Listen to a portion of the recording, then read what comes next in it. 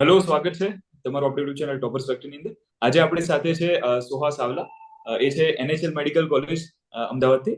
અને આજે આપણી સાથે જોડાયા છે. બેઝિક જેટલી પણ તમારે ઇન્ફોર્મેશન જોઈએ છે, બેઝિક થી લઈને એડવાન્સ સુધીની બધી જ ઇન્ફોર્મેશન આ વિડીયોની અંદર તમને મળી રહેશે. તો સૌથી પહેલા આપણે બધા, હું અને તમે બધા જેટલા સ્ટુડન્ટ છે, આ બધા થેન્ક યુ કહીએ સોહાને. ડોક્ટર સોહા, ફ્યુચર ડોક્ટર, બહુ જ સારા ડોક્ટર બને એવી અમે આશા રાખીએ છીએ. ને તમારા સિનિયર છે તો તમારે રિસ્પેક્ટ બતાવવી જોઈએ. સ્ટાર્ટ કરીએ આપણે ફીસથી. તો તમારી ફીસ શું છે? જીક્યુ ની જે ગવર્મેન્ટ કોટાની જે ફીસ છે એ 5,93,000 5,93,000 છે. ઓકે. એમક્યુ ની જે છે એ 18,25,000 છે અને એનઆરઆઈ કોટાની જે છે એ $25,000 છે. ઓકે. પણ આ વર્ષે ફીઝમાં વધારો થયો છે તો ફીઝ એ થોડી તો વધી જોયું. શકે. ઓકે, ઓકે, સમજી ગયો. હા. ઓકે. આની અંદર કોઈ એક્સ્ટ્રા ડિપોઝિટ કેવું હોય છે તમારી કોલેજની અંદર જ્યારે એડમિશન થાય? એટલે હા, તમે અગર હોસ્ટેલાઇટ હો તો તમારે સ્ટાર્ટિંગમાં પહેલા જ દિવસે તમારે 15,000 દેવાના હોય છે ફોર હોસ્ટેલ ડિપોઝિટ. એ તમને એમબીબીએસ પતે પછી ઈ પાછા રિફંડ મળી જાય છે. ઓકે. અને યુનિવર્સિટી ફીસ શું છે? 1,200, 1200. 1,200. ઓકે. હોસ્ટેલ ફીસ શું છે? યર. સોરી, સોરી, નેટવર્કનો પ્રોબ્લેમ છે તો સંભળાયું નહીં જરા. હોસ્ટેલ ફીસ શું છે, ફરીથી એકવાર રિપીટ કરો.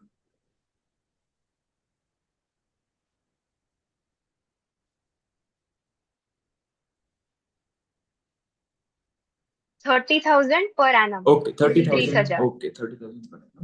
અને મેસ ફીસ શું છે? હેલો. પર મંથ લે છે કે સેમિસ્ટર વાઇઝ કે આખા વર્ષની સાથે છે?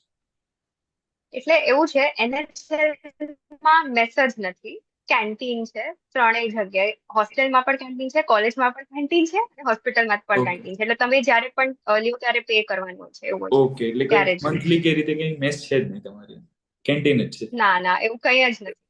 હા. ઓકે. હોસ્ટેલ ફેસિલિટી કેવી છે? એટલે કેટલા રૂમ શેરિંગ હોય છે, એસી નોન એસી, એની થોડી ઇન્ફોર્મેશન આપો ને. વોશરૂમ અટેચ છે કે નહીં? હા તો. હા, 2 પર્સન પર રૂમ હોય છે અને તમારા રૂમ્સ છે બધા નોન એસી છે. એસી ની ફેસિલિટી નથી. અને વોશરૂમ્સ જે હોય છે અટેચ્ડ હોય છે, એકદમ સારી ક્વોલિટીના વોશરૂમ્સ હોય છે. અને હા, બસ. અને સાફ સફાઈ માટે રોજ આવે છે કે આમ અલ્ટરનેટ ડેઝ પર કઈ રીતે હોય છે? એટલે આમ તમે અગર રેગ્યુલરલી એમની સાથે કોન્ટેક્ટમાં રહ્યો તો રોજ આવે છે, ને યુ હેવ ટુ કોલ ધેમ, એવું છે. ઓકે. અને કેન્ટીનની અંદર જમવાનું કેવું છે? આમ જમી શકે સામાન્ય વ્યક્તિ? ચાલી જાય આમ? એક વખત પછી ટોલરન્સ લેવલ આવી જશે. સ્ટાર્ટિંગમાં ગમશે પણ પછી એમ લાગશે તો હા. કે બધું સેમ સેમ છે. અને કોઈક દિવસ તો તમે બીમાર પડી શકો એવું પણ થતું છે. Okay, okay. અને ટાઈમિંગ શું છે ગર્લ્સ માટે, બોયઝ માટે?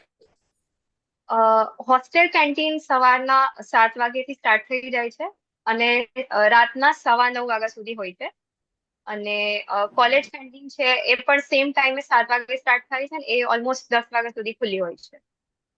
ઓકે. અને તમારું હોસ્ટેલનું ટાઈમિંગ શું રહેશે ગર્લ્સ માટે ખાસ? એટલે ઇન આઉટ ટાઈમ હા. આ થોડુંક શોકિંગ હશે પણ એનએચએલ માં જે ઇન ટાઈમ છે એ રાતના 2 વાગ્યા સુધીનો છે. રાતના 2 વાગ્યા સુધી? હા. તો આખા ગુજરાતની એમાં અંદર એવું છે કે તમારી ઇન્ટર્ન કોલેજ અને છે? રેસિડેન્ટ માટે 2 વાગ્યા રાખે છે.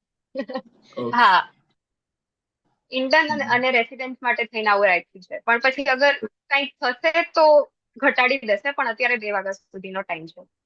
ઓકે. અને સેફટી માટે કેવું છે? આમ રોજ અટેન્ડન્સ લે છે એવું કઈ છે હોસ્ટેલમાં તમારે? હા, એટલે ત્યાં જે બધા નીચે જે બધા હોય આંટીઝ અને માસીઝ ને બધા, એ બધા તમને કહે કે તમે રજિસ્ટરમાં લખજો, આમ થશે તેમ થશે. તમે ઘરે જવાનું હોય તો હોમ રજિસ્ટરમાં લખાવડાવે, પછી બારે જવાનું તો ઇન આઉટ રજિસ્ટર, એવી રીતે ઘણા અલગ અલગ રજિસ્ટર્સ ને બધું હોય છે.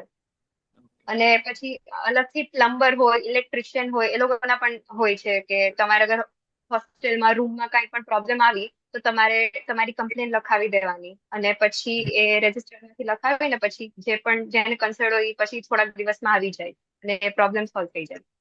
ઓકે. અને જે તમારી ઇલેક્ટ્રિસિટી માટે કઈ અલગથી પે કરવાનું, જેમ કે તમે કુલર લાવો છો કે એવું કંઈ બીજા ઇલેક્ટ્રિક કંઈ પણ કંઈ લાવો છો તો એના માટે અલગ પે કરવું પડે છે બિલ ઇલેક્ટ્રિસિટી?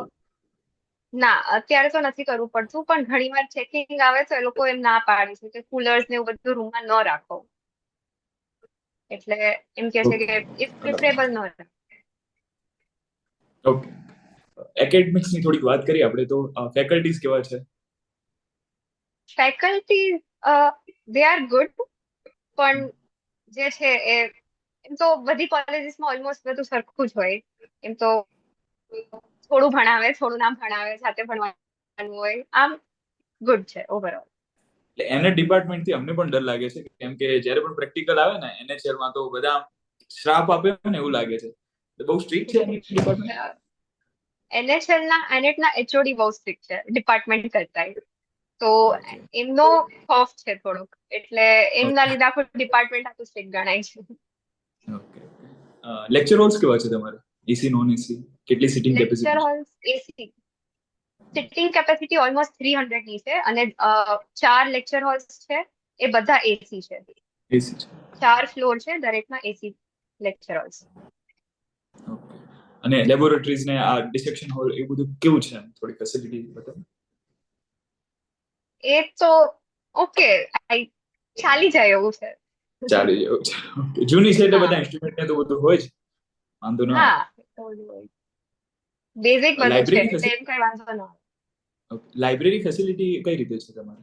ફીસ શું છે? એસી છે, નોન એસી? ટાઈમિંગ? લાઇબ્રેરી છે એ એસી છે, અને ટાઈમિંગ એના સવારે 8 વાગ્યાથી ચાલુ થાય અને 6 વાગ્યા સુધી હોય. અને પછી અલગથી રીડિંગ હોલ્સ હોય. રીડિંગ હોલ્સ છે સવારે વહેલા 7 કે 7:30 ચાલુ થઈ જાય, અને રાતના 2 વાગ્યા સુધી ખુલ્લા હોય. એ પણ એસી છે. અને એ રીડિંગ રૂમ જે છે એ તમારે હોસ્ટેલમાં છે કે કોલેજમાં છે? કોલેજમાં છે, હોસ્ટેલમાં પણ છે, પણ એમાં ફાઇનલ યર અને ઇન્ટર્ન્સ વાળા જ બેસે છે. કોલેજમાં એવરી યર કેન સિટ એવું છે. બીજું કઈ તમારે કેવું હોય એકેડેમિક્સ બાબતે તો કહી શકો છો. બીજું તો ઓલમોસ્ટ સેલ્ફ સ્ટડી હોય, સેલ્ફ સ્ટડી જ હોય છે એ તો ખ્યાલ છે, એટલે. તમને ફર્સ્ટ યરમાં આવીને ખબર પડી જ જાય છે બધાને. હા. ઓકે. કેમ્પસ વિશે થોડું જણાવો. એટલે ફેસિલિટી કેવી છે? ગ્રાઉન્ડ છે, ગાર્ડન છે, શું છે? કેમ્પસ એમ એટલું મોટું નથી, નાનું છે, અને ફેસિલિટીઝમાં આમ તો બેઝિક બધી વસ્તુ છે, પણ you want find a play ground or a ground like that. એવું બધું અહીંયા ખાલી જગ્યા, ખુલ્લી જગ્યા નહીં હોય. ઓકે. હા, અને બાકી સ્પોર્ટ્સમાં જીમખાના છે. જીમખાનામાં ટીટી ને એવી બધી ગેમ્સ ને બધી નાની નાની ગેમ્સ રમાય બસ. અને ગાર્ડન છે એ ઓકે. NHL ના મેઇન ફ્રન્ટ ગેટ ઉપર છે. ત્યાં એક આખું સર્કલ પણ છે, that is called herbal space. તો ત્યાં બધા જે હર્બલ પ્લાન્ટ્સ હોય, બધા મેડિકેટિવ પ્લાન્ટ્સ હોય, એ બધા ત્યાં રાખેલા છે. બસ એવું જ છે. બીજી કોઈ ફેસિલિટી જેમ કે પ્રોપર જીમ હોય તો એવું કઈ છે જીમ કે? જીમ નથી, ના એવું. હોસ્પિટલ કેટલી છે તમારી સાથે કોલેજ સાથે જોડાયેલી, ને એની બેડની કેપેસિટી તમને કઈ ખ્યાલ હોય? ઓકે, NHL સાથે 4 હોસ્પિટલ એફિલિએટેડ છે. 2 ગવર્મેન્ટ છે અને 2 મ્યુનિસિપલ છે. ગવર્મેન્ટમાં એક છે VS જનરલ હોસ્પિટલ, એ પણ કેમ્પસમાં છે. પછી બીજી જે મ્યુનિસિપલ છે એ પણ કેમ્પસમાં છે, એ છે SVP હોસ્પિટલ. અને હજી એક છે, 2 છે કેમ્પસની બહાર છે. એક શારદા જનરલ હોસ્પિટલ, એ છે એ 7 કિલોમીટર દૂર છે, અને that is a government hospital. અને હજી એક છે નગરી આઈ હોસ્પિટલ, સ્પેશિયલી ઓફથેલ માટે છે. તો એ આઈ થિંક 1.5-2 કિલોમીટર દૂર છે. તો એ પણ મ્યુનિસિપલ હોસ્પિટલ છે. સેકન્ડ યરમાં પોસ્ટિંગ હોય તો ક્યાં હોય છે? કોઈ પણ કોલેજ હોસ્પિટલ? સેકન્ડ યરમાં મોસ્ટલી શારદાબેન જનરલમાં હોય છે, જે 7 કિલોમીટર દૂર છે. પણ SVP માં પણ થોડી થોડી પોસ્ટિંગ હોય છે. અને ઓપીડી તો તમારી કહેવાય જ નહીં, ઘણી બધા આવતા હોય છે પેશન્ટ, એટલે પેશન્ટ લોડ તો છે જ, વાંધો નથી. હવે મેઇન ટોપિક જે છે, બધા સિનિયર્સ ને બધા પૂછતા હોય છે, જેટલા પણ જુનિયર્સ એડમિશન લે છે, રેગિંગ કેવી થાય છે?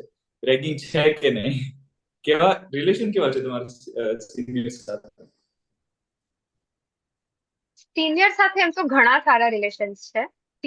અમારા સિનિયર્સ એકદમ ફ્રેન્ડલી છે, અમને હેલ્પ કરે. અમને અમારી યુનિનો પહેલો પેપર હતો ત્યારે અમે એના પહેલા દિવસે સિનિયર્સ પાસે ગયા હતા. એમણે એમ પણ કીધું તો તમને ચા બનાવી દઈએ, સ્પેશિયલ ટ્રીટમેન્ટ આપવી હોય તો એ પણ કરી. એટલે એમ બહુ સિનિયર્સ સારું. They are friendly. હા, એવું કઈ રેગિંગ નો ઇસ્યુ નથી.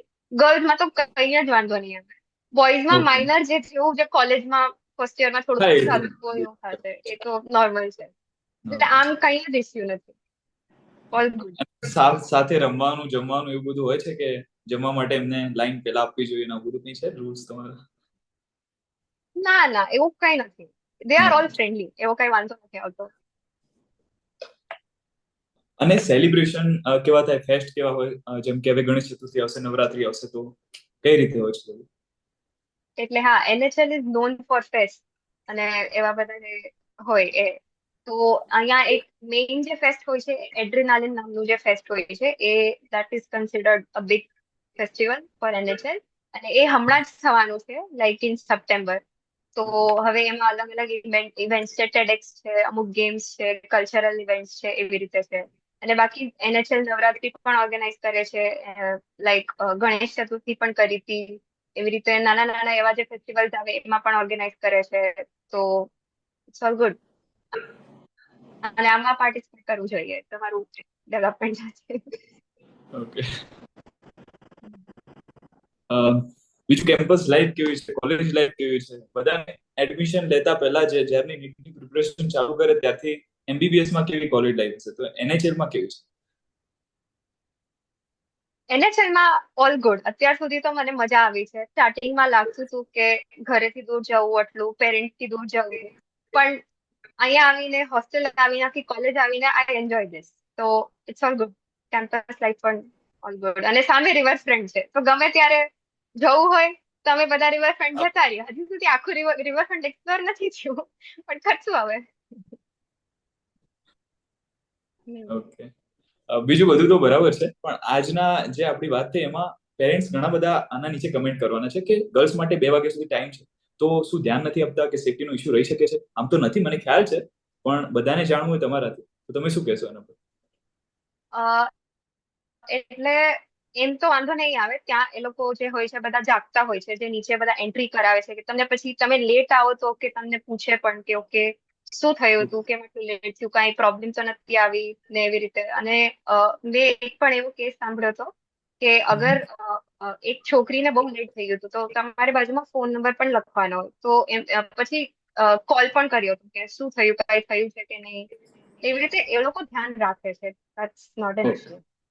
ઓકે, બરાબર છે. અને જુનિયર્સ તમને જોઈને આવે છે કોઈ ગર્લ્સમાંથી, તો તમે થોડું ધ્યાન રાખી લેજો. હા હા, ચોક્કસ. અમે તો જુનિયર્સ ધ્યાન રાખશું. બહુ રાહ જોઈએ છે અમે પણ. એક્ઝામ પતી ત્યારથી અમે રાહ જોઈએ છે કે જુનિયર્સ ક્યારે આવે છે. એટલે બહુ રાહ જોઈએ છે હા આપણે એ જ. બધા. આવી જશે, હવે થોડીક જ હા વાર છે. ઓકે, હા, તો ઓલ હવે ધ તો બેસ્ટ. હમણાં આવી જશે. તમને સૌથી સારી બ્રાન્ચ મળે, બહુ મોટા ડોક્ટર બનો ને. અમે કહી શકીએ કે એકવાર અમે ડોક્ટર સોહા ચાવલાનું ઇન્ટરવ્યુ લીધું હતું, તો થેન્ક યુ વેરી મચ, તમે આટલો ટાઈમ હા, આપ્યો.